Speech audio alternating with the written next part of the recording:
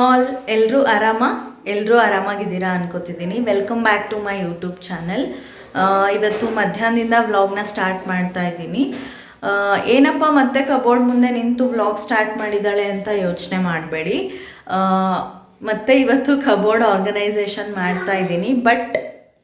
ಬಟ್ಟೆ ಅಲ್ಲ, ಇದು ಇನ್ನೊಂದು ರೂಮಲ್ಲಿ ಕಬೋರ್ಡ್ಸ್ ಇದೆ ಅಂತ ಹೇಳಿದ್ನಲ್ಲ, ಸೊ ಆ 2 ಕಬೋರ್ಡ್ಸ್ ಇದು. ಇದರಲ್ಲಿ ಬಟ್ಟೆ ಇಲ್ಲ. ಫಸ್ಟ್ ಕಬೋರ್ಡಲ್ಲಿ ಏನಿದೆ ಅಂದರೆ ಅಥರ್ವನ್ ಟಾಯ್ಸ್ ಇದೆ. ಇಲ್ಲಿ ನೋಡಿ ಎಷ್ಟು ಮೆಸ್ಸಿ ಆಗಿಬಿಟ್ಟಿದೆ ಇದು. ಇದನ್ನು ಆರ್ಗನೈಸ್ ಮಾಡಬೇಕು ಅಂತ ಅಂದ್ಕೊಂಡು ತುಂಬ ದಿವಸ ಆಯಿತು. ಅವನದು ನಿಧಾನಕ್ಕೆ ಟಾಯ್ಸ್ ಆ್ಯಡ್ ಆಗ್ತಾ ಹೋಯಿತು. ಸ್ಟಾರ್ಟಿಂಗಲ್ಲಿ ನೀಟಾಗಿ ಆರ್ಗನೈಸ್ಡ್ ಆಗಿ ಇತ್ತು. ಇದು ಪಾತ್ರೆ ತೊಳೆದು ಹಾಕೋ ಟಬ್ ಇದೆಯಲ್ಲ, ಇದನ್ನು ಅದಕ್ಕೆ ಆರ್ಗನೈಸ್ ಮಾಡೋದಕ್ಕೆ ಇಟ್ಟಿದ್ದೆ ನಾನು. ಇದರಲ್ಲಿ ಒಂದು ಅರ್ಧದಷ್ಟಿತ್ತು, ಹಾಗಾಗಿ ನೀಟಾಗಿ ಕಾಣಿಸ್ತಿತ್ತು. ಬಟ್ ಇವಾಗ ನೋಡಿ ಅದು ತುಂಬಿ ಈ ಶೆಲ್ಫ್ ಎಲ್ಲ ತುಂಬಿಬಿಟ್ಟಿದೆ. ಅಷ್ಟೊಂದು ಟಾಯ್ಸ್ ಇದೆ ಒಂದು ಇವಾಗ. ಸೊ ತುಂಬ ಮೆಸ್ಸಿ ಅನ್ನಿಸ್ತಿದೆ. ಇದನ್ನು ಆರ್ಗನೈಸ್ ಮಾಡಬೇಕು ಅಂತ ಅಂದ್ಕೊಂಡು ನನಗೆ ಟೈಮ್ ಆಗಿರಲಿಲ್ಲ. ನಮ್ಮ ಮನೆಯವರು ಇವತ್ತು ಒಂದು ಸ್ವಲ್ಪ ಆಫೀಸ್ ಕೆಲಸ ಬೇಗ ಮುಗಿಸ್ಕೊಂಡು ಹೆಲ್ಪ್ ಮಾಡ್ತೀನಿ, ಮಾಡ್ಕೋ ಆರ್ಗನೈಸೇಷನ್ ಅಂತ ಹೇಳಿದ್ದಕ್ಕೆ ಇವತ್ತು ಮಾಡ್ತಾ ಇದ್ದೀವಿ. ಸೊ ನಾನು ಮತ್ತು ನಮ್ಮ ಮನೆಯವರು ಸೇರಿಕೊಂಡು ಈ ಕಬೋರ್ಡ್ನ ಯಾವ ಥರ ಆರ್ಗನೈಸ್ ಮಾಡ್ತೀವಿ ಅಂತ ನಿಮಗೂ ತೋರಿಸ್ತೀವಿ. ಸೊ ಮಕ್ಕಳು ಟಾಯ್ಸ್ನ ಆರ್ಗನೈಸ್ ಮಾಡಬೇಕು ಅಂದ್ಕೊಂಡಿರೋರಿಗೂ ಈ ಬ್ಲಾಗ್ ಹೆಲ್ಪ್ಫುಲ್ ಆಗ್ಬೋದು ಅಂತ ಬ್ಲಾಗ್ನ ಸ್ಟಾರ್ಟ್ ಮಾಡಿದ್ದೀನಿ. ಸೊ ಒಂದು ಸಲ ಫೈನಲ್ ಔಟ್ಲುಕ್ ನೋಡಿ, ಈ ಥರ ಇದೆ ಬಿಫೋರ್ ಆರ್ಗನೈಸೇಷನ್. ಇದರಲ್ಲಿ ಕೆಳಗಡೆ ಬ್ಯಾಗ್ಸು ಆ ಥರ ಏನೇನೋ ಇದೆ, ಎಲ್ಲ ಮೆಸ್ಸಿ ಆಗಿದೆ. ಸೊ ಆಫ್ಟರ್ ಆರ್ಗನೈಸೇಷನು ತೋರಿಸ್ತೀನಿ. ಬನ್ನಿ ಇವಾಗ ನಾವು ಯಾವ ಥರ ಆರ್ಗನೈಸ್ ಮಾಡ್ತೀವಿ ಅಂತ ನಿಮಗೂ ತೋರಿಸ್ತೀನಿ.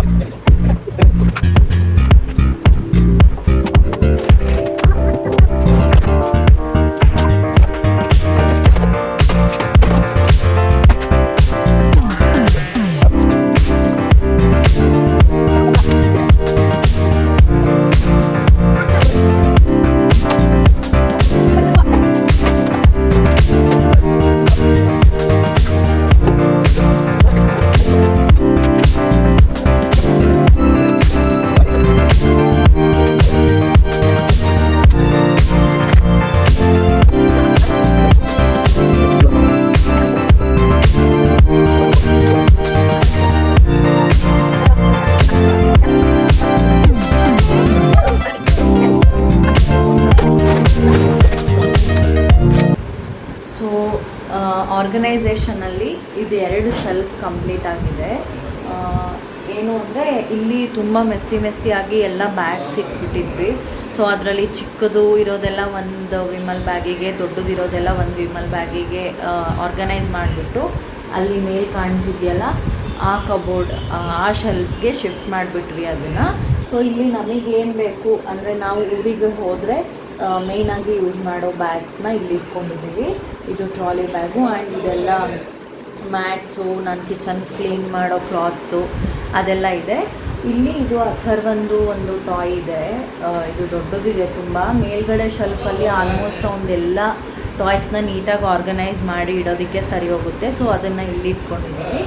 ಇದರಲ್ಲಿ ನಂದು ಡ್ರಾಯಿಂಗ್ ಬುಕ್ಸು, ನನ್ನ ಡ್ರಾಯಿಂಗ್ಗೆ ಯೂಸ್ ಮಾಡೋ colours, sketch pens, crayons A to Z ಎಲ್ಲ ಇದು ಒಂದು ಬ್ಯಾಗಲ್ಲಿ ಆರ್ಗನೈಸ್ ಮಾಡ್ಕೊಂಡಿದ್ದೀನಿ. ಸೊ ಅದನ್ನು ಇಲ್ಲಿ ಇಟ್ಕೊಂಡಿದ್ದೀನಿ. ಇದು 2 ಶೆಲ್ಫ್ ಇಷ್ಟ ಆಯ್ತಲ್ವ. ಇವಾಗ ಮೇಲ್ಗಡೆ ಶೆಲ್ಫಲ್ಲಿ ಅಥರ್ವನ್ ಟಾಯ್ಸ್ನ ಆರ್ಗನೈಸ್ ಮಾಡಬೇಕು ಅಂದ್ಕೊಂಡಿದ್ವಿ. ಸೊ ಆ ಆರ್ಗನೈಸೇಷನ್ ಆಲ್ಮೋಸ್ಟ್ ಮುಗ್ದಿದೆ. ಯಾವ ಥರ ಆರ್ಗನೈಸ್ ಮಾಡಿದ್ದೀವಿ ಅಂತ ತೋರಿಸ್ತೀನಿ ರೀ. ಸೊ ನೋಡ್ತಿದ್ದೀರಲ್ಲ, ನಾವು ಈ ಥರ ಕಾರ್ಡ್ಬೋರ್ಡ್ ಬಾಕ್ಸಸ್ನ ಯೂಸ್ ಮಾಡ್ಕೊಂಡಿದ್ದೀವಿ. ಅಂದರೆ ಯಾವ್ಯಾವ ಟಾಯ್ಸ್ ಪರ್ಟಿಕ್ಯುಲರ್ ಆಗಿ ಒಂದು ಸೆಕ್ಷನಿಗೆ ಸಂಬಂಧಪಟ್ಟಿರೋದನ್ನ ಒಂದೊಂದು ಬಾಕ್ಸಲ್ಲಿ ಹಾಕಿದ್ದೀವಿ. ಸೊ ಇದರಲ್ಲೆಲ್ಲ ಲರ್ನಿಂಗ್ ಟಾಯ್ಸ್ ಇದೆ.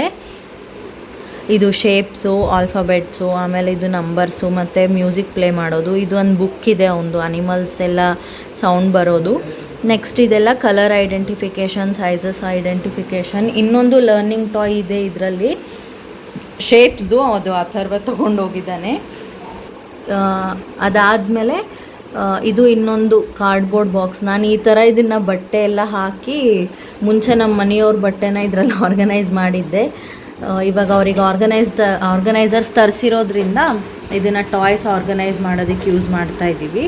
ಸೊ ಇದರಲ್ಲಿ ಏನು ಅಂದರೆ ವೆಹಿಕಲ್ಸು, ವೀಲ್ಸ್ ಬಂದಿರೋ ಅಂಥ ಎಲ್ಲ ಟಾಯ್ಸ್ನ ಇದರಲ್ಲಿ ಆರ್ಗನೈಸ್ ಮಾಡಿದ್ದೀನಿ.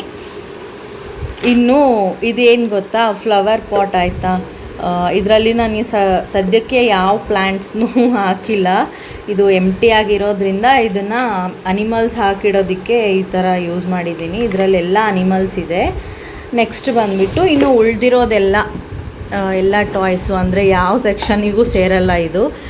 ಸುಮ್ಮನೆ ಆಟಾಡೋ ಅಂಥದ್ದು, ಬ್ಯಾಟು ಬಾಲ್ ಆಗಿರ್ಬೋದು, ಡ್ರಮ್ಮು, ಈ ಥರ ಟಾಯ್ಸ್ ಎಲ್ಲದನ್ನು ಒಂದು ಬಾಕ್ಸಿಗೆ ಹಾಕಿದ್ದೀವಿ.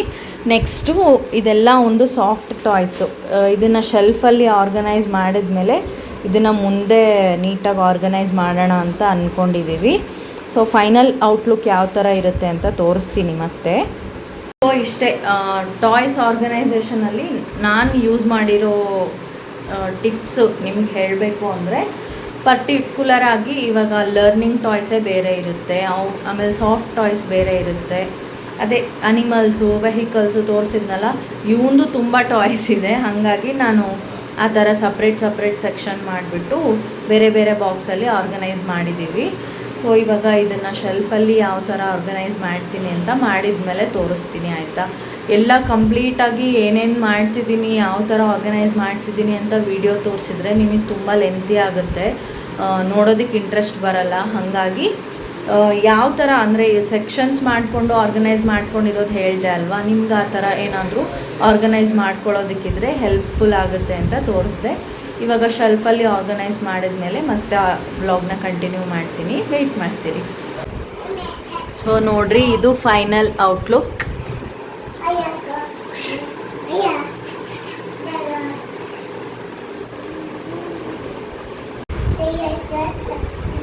ಬ್ಯಾಕ್ಗ್ರೌಂಡಲ್ಲಿ ಅಥರ್ವನ್ ವಾಯ್ಸ್ ಕೇಳಿಸ್ತಾ ಇರುತ್ತೆ, ಅಡ್ಜಸ್ಟ್ ಮಾಡ್ತಾರೆ.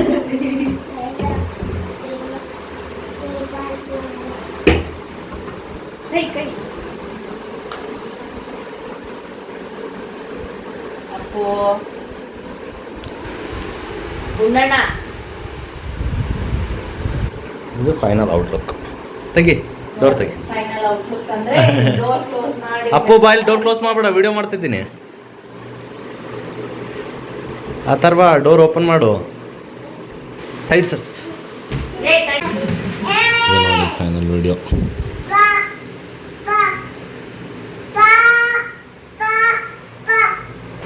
ಸೊ ಈ ಶೆಲ್ಫಾಗ ಇವ್ರದ್ದು ಟೂಲ್ ಕಿಟ್, ಇದು ಐರನ್ ಬಾಕ್ಸು, ಅವ್ರದ್ದು ಟ್ರಿಮ್ಮರು, ಇದು ನನ್ನದು ಬ್ಲಾಗ್ ಮಾಡೋದಕ್ಕೆ ಬೇಕಾಗಿರೋದು.